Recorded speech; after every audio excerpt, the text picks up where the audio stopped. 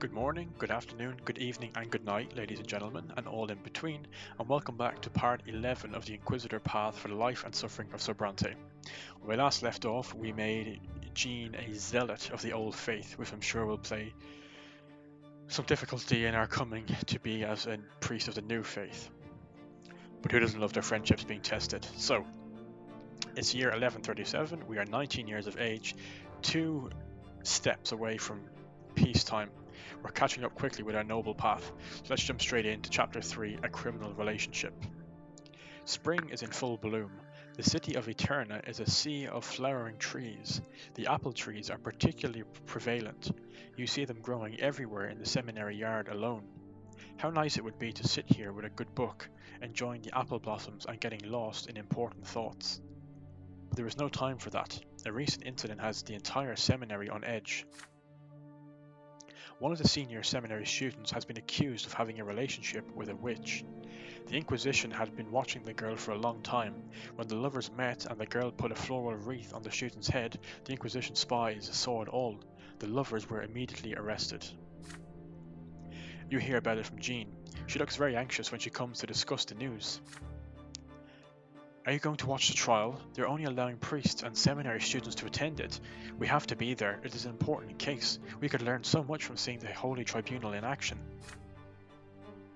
You agree to go with her. After all, the case is highly unusual indeed. Junius Diamant, one of the leaders of the new faith, has stepped forth to defend the student and the girl. You've already met the other leader of the new faith, Luke, Patriarch of Archnia. But Patriarch Unius holds much more authority. The seminary students speak of him in hushed voices, and not only when the instructors are not around. Unius Diamant is more than a patriarch of one of the provinces. He is an Archnian, hailing from one of the great dynasties and the leader of the Holy Order, the Empire's finest knights in service of the Twins' church. The prosecution will be represented by Father Ulrich. He is a powerful inquisitor and the head warden at the House of Humility, the fortress that collars all mages and subdues their will to the service of the Inquisition. You have heard of him. He is a fierce man who is ardent and merciless in service to the Twins.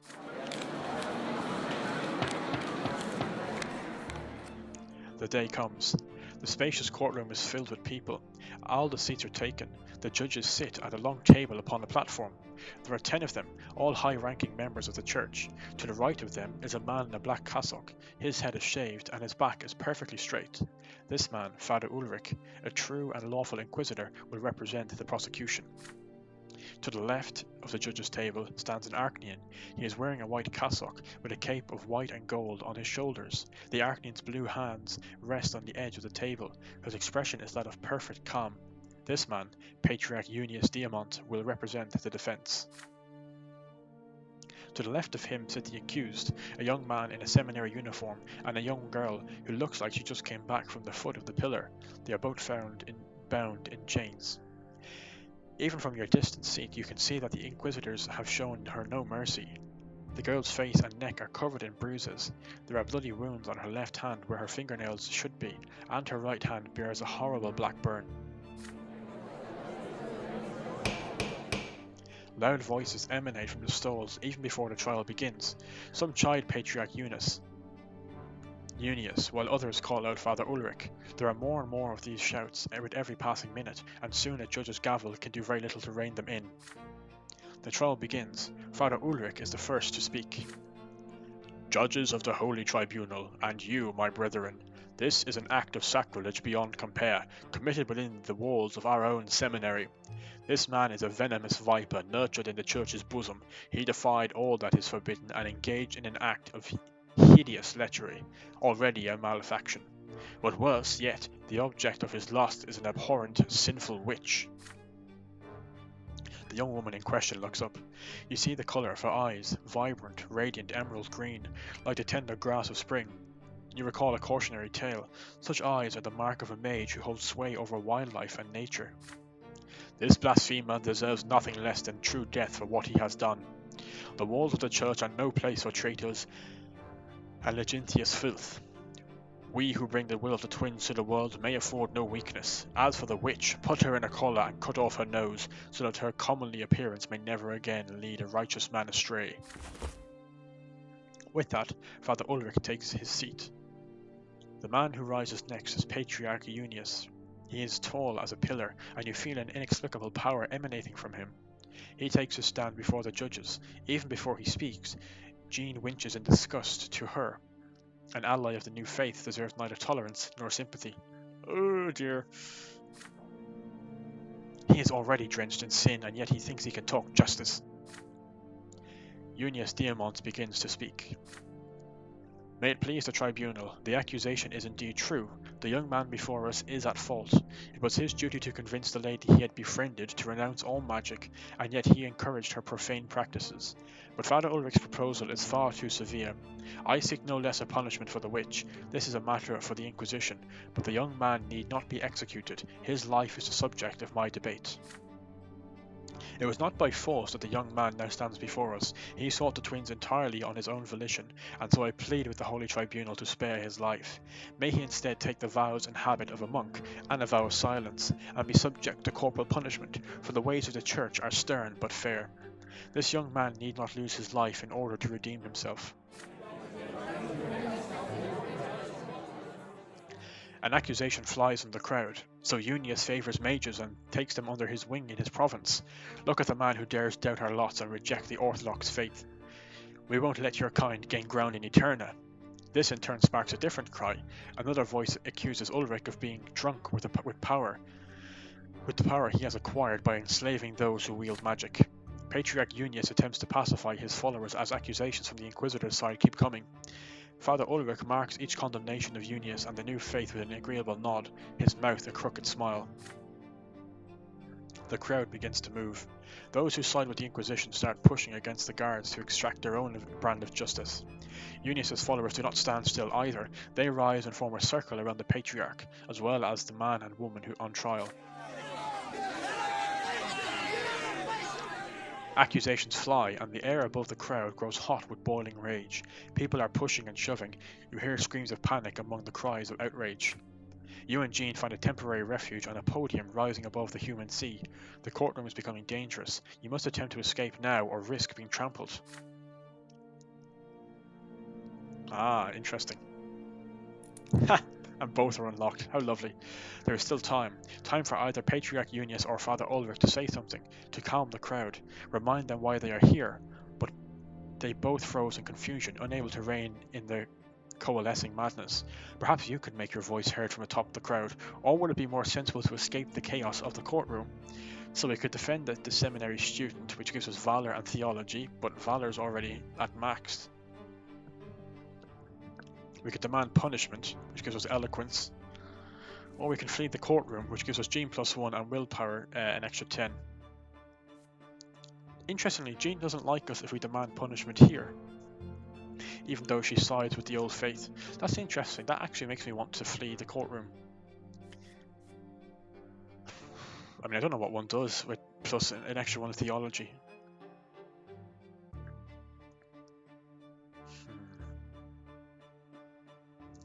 I'm conflicted here. Conflicted because my character would defend the seminary student because he's of the new faith, but I already have max theology, so it's really a waste if I do that. So that means I should be working on eloquence, but I don't want to do that because it's against my character. I don't think the priest should be punished by risking a true death as well. This is a good option, but is it really? I mean, the question is now whether I want to play a character or I want to play a stat pusher. You know, do I just go with what I need for eloquence? I mean, that gives us valor as well. I don't really need valor. And it puts Jean with us down to 0. And I don't really want to do that to her. I wonder if that's because she's zealous.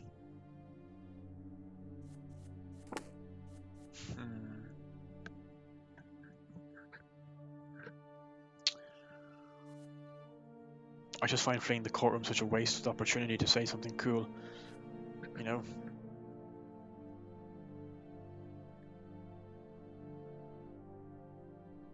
Like, that only gives us eloquence and that's it. This gives us +2. Well, I guess with Jean falling down, it gives us, it's really only a -1. I'm not getting anything good for my priest skills. Like, I have theology maxed.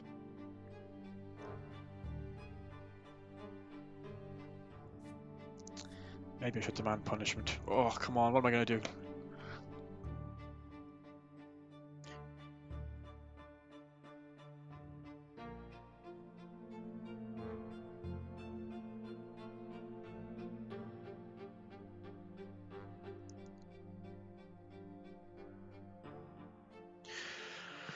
The argument sways me that, you know, if they are forgiven now, this will all happen again.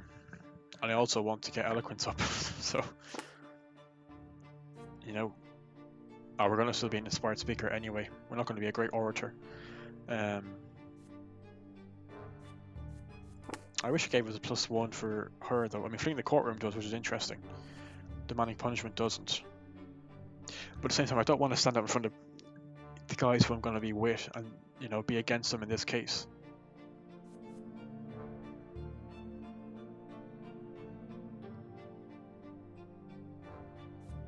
I'm going to demand punishment. Ugh.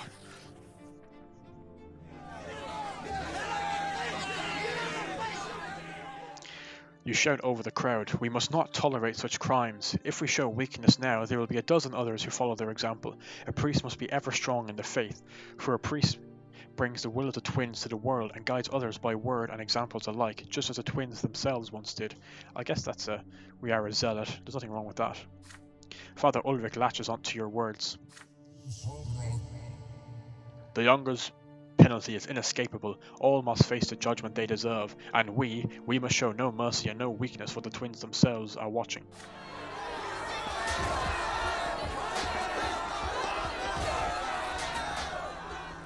Father Ulrich's righteous anger fills the courtroom and fuels those who have sided with him. With a mad howl, the inquisitors push even harder and finally reach the defendants. A hand smashes the chained young man into the table. Oh dear. A fist breaks the face of the young girl by his side. A torn-off fragment of the courtroom railing pierces her stomach. Jesus. Patriarch Eunice's blue face is splattered with red. The Arcanine is frozen still, paralyzed by this bloodshed.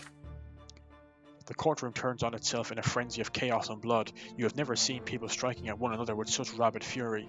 It is a raging storm of priests, inquisitors, and seminary students. In spite of their lot, they wage war on one another, fighting tooth and nail. I mean, this is the exact problem we should be fighting against with the new faith. This is the chaos that has become the clergy. If we had have sided with himself, we would have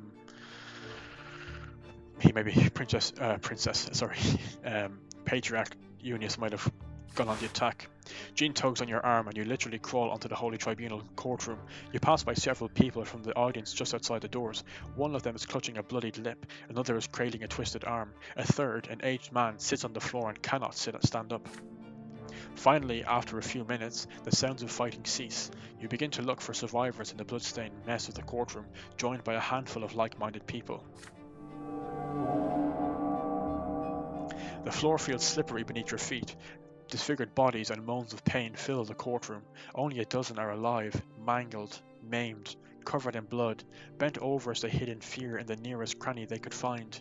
Patriarch Eunice and Father Ulrich are nowhere to be seen. Their guards took them out of the courtroom. Most of the bodies soon dissipate into white mists, their souls to be reborn. Some, however, have met their true death, and their bodies remain. You look over the courtroom, a majestic sacramental place of justice, only a handful of hours ago, now the blood-stained site of a massacre in which many true adherents of the faith lost their lives. How many lives ended that day? Are you responsible for their deaths? You leave the courtroom with Jean in tow, unable to look upon this chaos any longer. Back at the seminary, you retreat into your monastic cell and spend the night praying to erase this terrifying image from your mind. I don't think we made the right decision there. We should have gone to Eunice.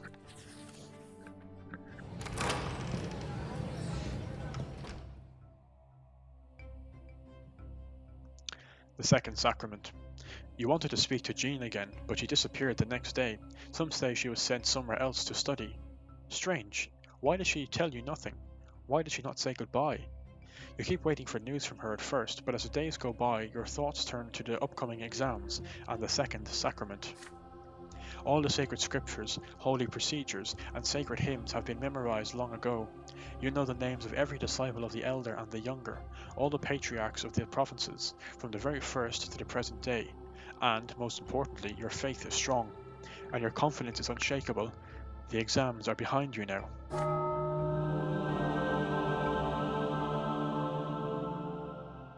On the day of your second sacrament, you come to a great temple of the twins, already dressed in a priest's cassock.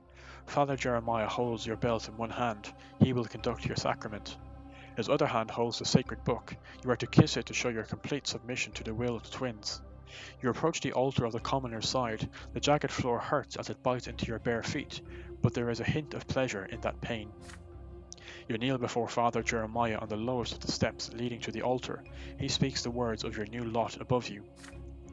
Thou shalt now carry the will of the twins to the world. Whosoever cometh to thee, thou shalt give him guidance. The twins are love and will and law. Thou shalt bring it into the world. Thy new lot is to interpret the lots and give counsel in faith. Arise, priest.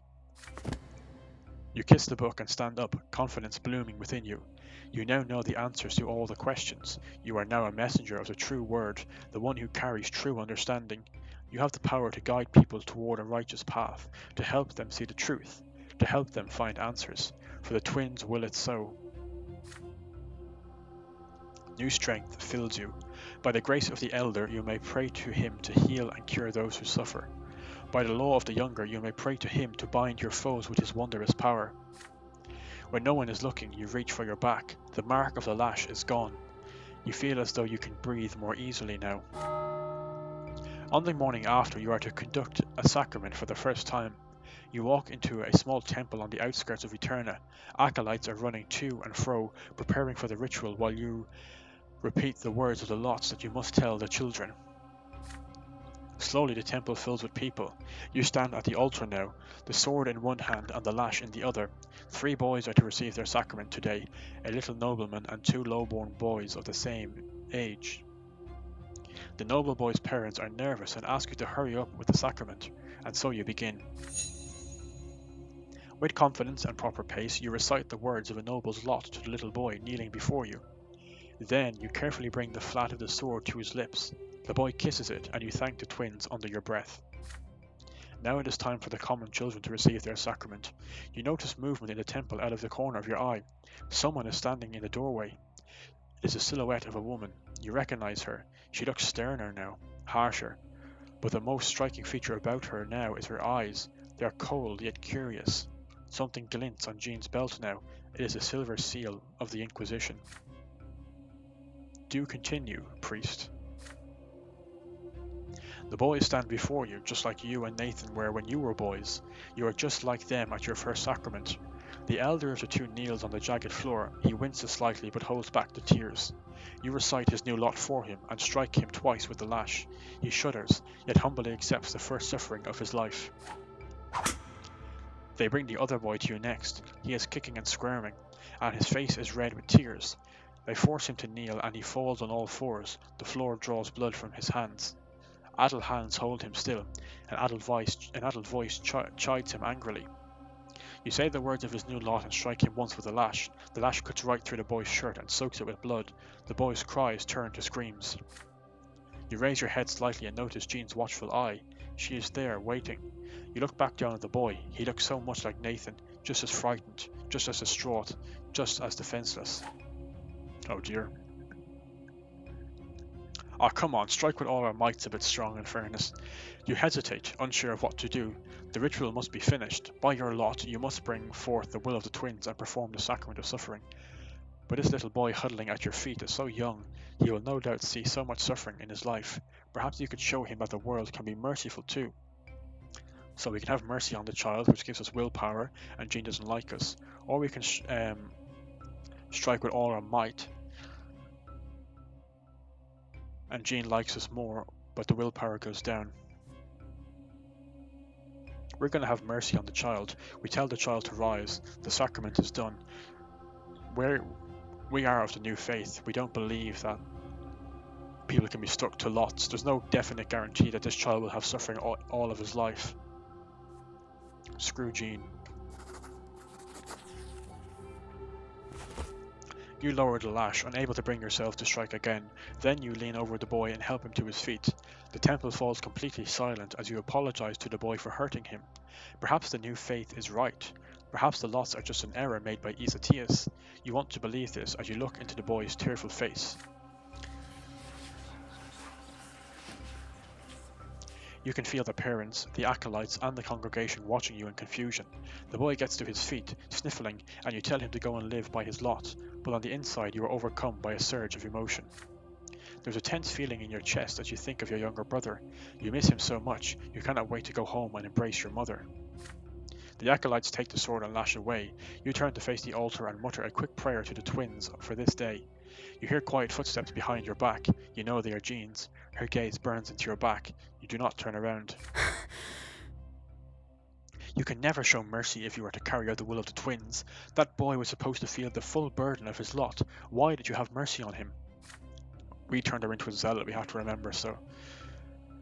Jean takes a deep breath, ready to continue her indignant tirade. The next moment, her speech is cut short by a powerful voice that would make anyone shudder. He gives me the creeps. Enough, Sister Jean. This is not why we are here. You hastily turn around and see Inquisitor Ulrich appear from the shadows. Has he been watching you perform the sacrament this whole time? Father Ulrich, I beg you to reconsider. Brother Jordan isn't ready to bear such a duty. That is for me to decide. Oh dear. Jean frowns but falls silent, pursing her lips. Ulrich turns his heavy gaze to you. Oh. For 2 years I have been watching you, Jordan. Now the time has come for you to join us. Ulrich hands you a scroll marked with the silver seal of the Inquisition. Brother Jordan, the Church is appointing you an Inquisitor. You are to return to your native land and protect our faith against heresy. Jean pierces you with an intense stare. There is no doubt in her eyes. You bow your head and accept the scroll from Ulrich's hands. Then you solemnly fasten the Inquisitor's insignia to your belt. By the will of the Church and the gods themselves, you are now a servant to the Holy Order of the Inquisition. Henceforth, your life belongs to the Order. You shall fight against any apostasy that threatens the Church and her flock. Cast aside your doubts, Inquisitor Brante, and be ready to fulfill your new righteous duty. Prepare yourself to set out for Anizot. A special assignment awaits you there. Sister Jean will accompany you as a fellow Inquisitor. She will tell you everything else you need to know.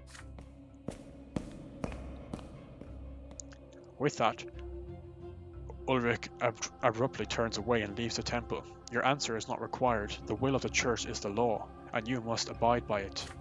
You are left alone with Jean. Your sister in faith betrays no emotions. Her words sound sharp and dry. The time has come to bid the capital farewell, Brother Jordan. We are leaving for Anizot tomorrow. With that, Jean leaves you alone in the temple. You turn your back to the altar and finish your prayer. Willpower's gone up there, which is good. I'm happy about that. We haven't had any problems with willpower so far in this playthrough. Sacrament of the Priest, year 1137. You have received your second sacrament. You are now rightfully ordained as a priest. I certainly wasn't expecting that's how we would join the Inquisition. How can we be an Inquisitor and uphold the true faith? That'll be interesting to see how that plays out.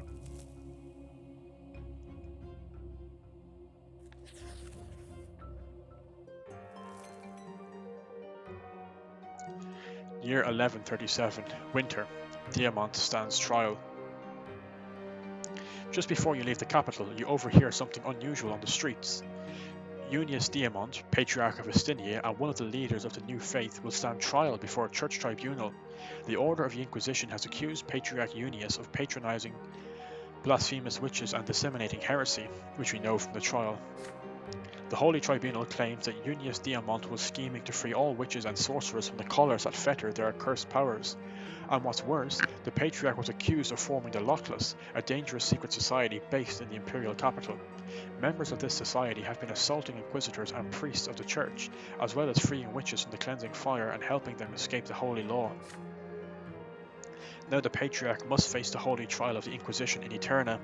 By all accounts, this is a devastating blow to the new faith and the end of days for Unius Diamant himself. The Inquisition will make the most of this opportunity to rid the land of this unwelcome patriarch who dared to shake the foundation of the old faith. But then comes the sudden news of Patriarch Eunice's reply to the Holy Tribunal. It is no less stunning than the accusation. These words are nothing but lies. I will say this to anyone who dares to bring this accusation against me in person, but I want those hypocrites to bear the full weight of their responsibility, and for this slander against me, my flock, the Diamond dynasty, and the Holy Order. I agree to stand trial before the Holy Tribunal, but I will face them on my own land, and on my own terms. Patriarch Eunice has already received strong support from Patriarch Luke and many priests across Archnia. Parishes of the new faith throughout the Empire are now speaking out in support of Eunice Diamond. The Church of the Twin Gods is about to be rent in twain. The Inquisition has no choice but to revoke the trial in order to avert the coming schism. Their new official stance is that Patriarch Eunice has been wrongfully accused, and the Holy Tribunal will now apply more cautious judgment during any further trials against the followers of the new faith. Following the teachings of Patriarch Photis is no longer seen as heresy by the Inquisition. Well, that's brilliant for us. The trial of Eunice Diamond has been averted, but the divide within the Church is only deepening. The new faith has directly challenged the old faith. The result is uncertain, depending on who you ask. Some say Eunice Diamond all but pled guilty. Others believe the Patriarch and the alleged rebellion against the Church, as well as the Inquisition, is nothing but a ruse. There are also people who think the entire situation sounds like one of the secret chancellery's dirty deeds. One way or another, the Patriarch of Astinia and co-leader of New Faith remains at his post. But for how long? And how will the old faith and the new faith clash next?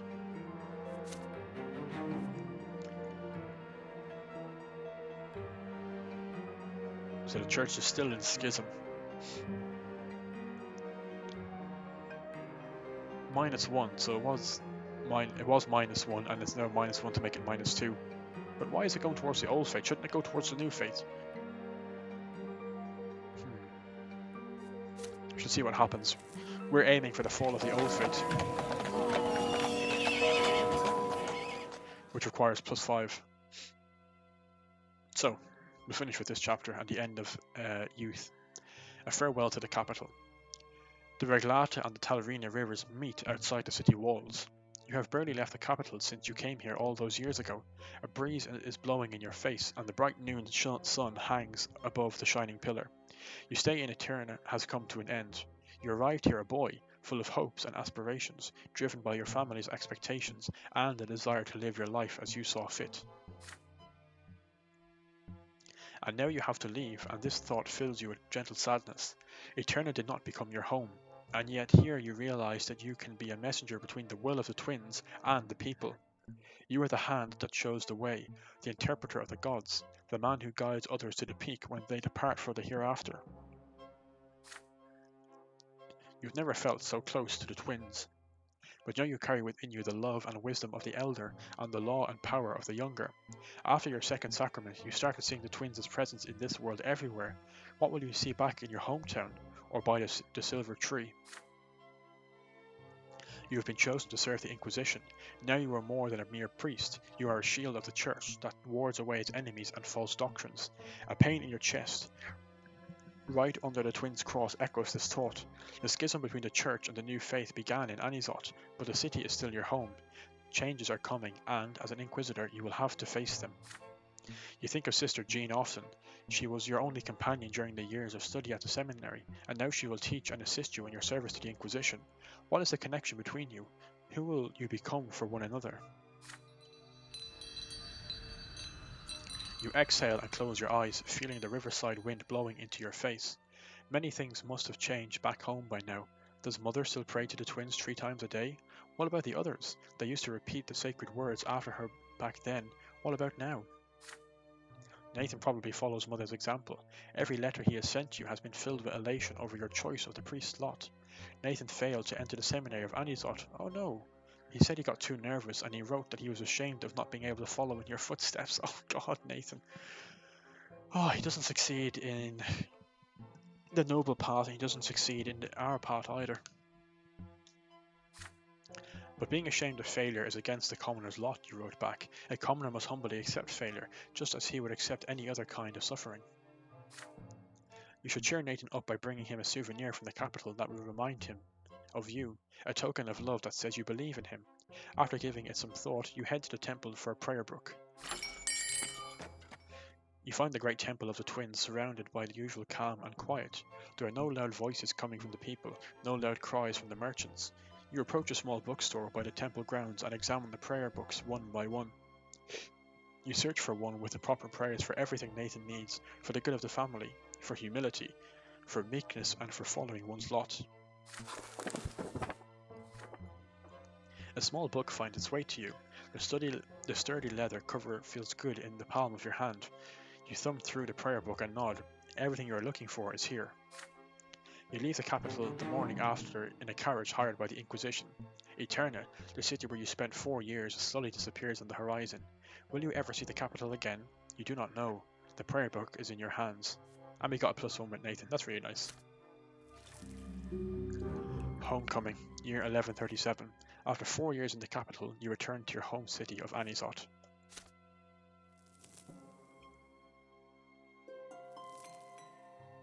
The end of youth. The years of your youth have come to an end. The time has come to leave the capital behind and return to your family and new business in your hometown of Anisot. The years away from home were full of tumult and hardship. Your adult shoulders now bear the burden of your first life-changing decisions. Did you have the freedom to choose this lot for yourself, or was it your destiny all along, ever since your childhood years? All you can do now is follow the path that lies before you. And we have the end of youth.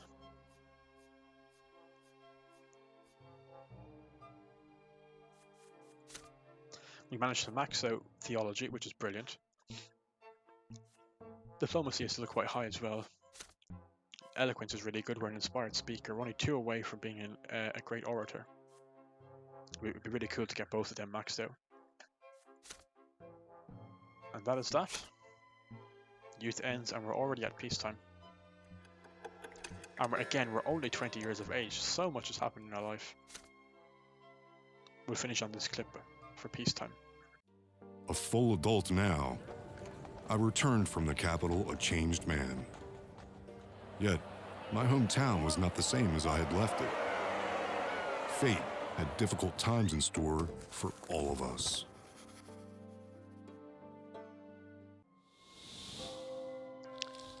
Chapter 4. Peacetime. Although it doesn't sound very peaceful.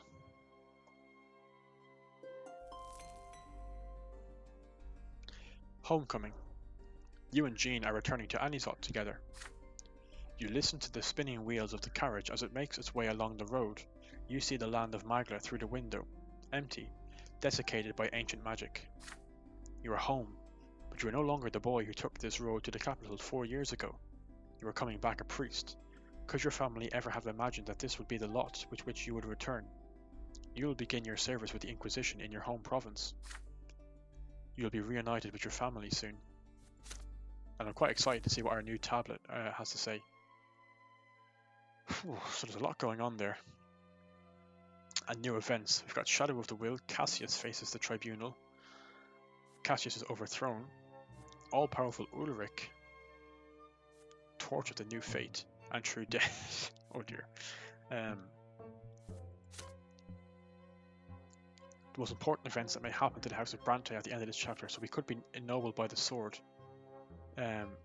which is possible, unlikely but possible. That can happen if our reputation is over an 8, our wealth is 5, our unity is 3.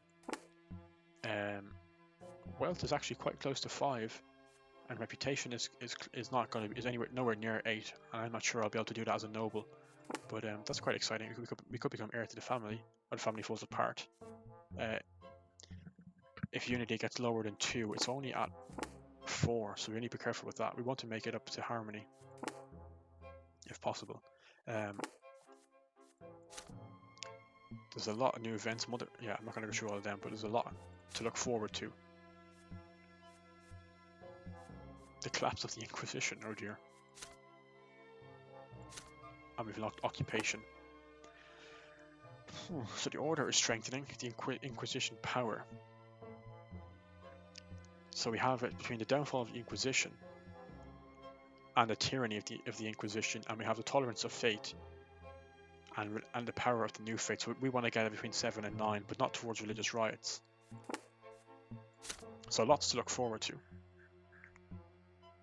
in our next few episodes.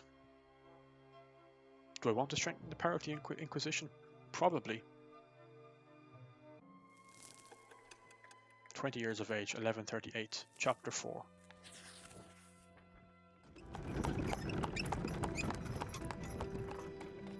So, I'm going to leave it there. I hope you enjoyed this episode. Let me know how you feel about the decisions about our new occupation. How should we proceed? Should we focus on the Inquisition or focus on the tolerance of faiths? And what sort of role will we play in the future of Anizot? So I will see you in the next episode. Take care and have a good day.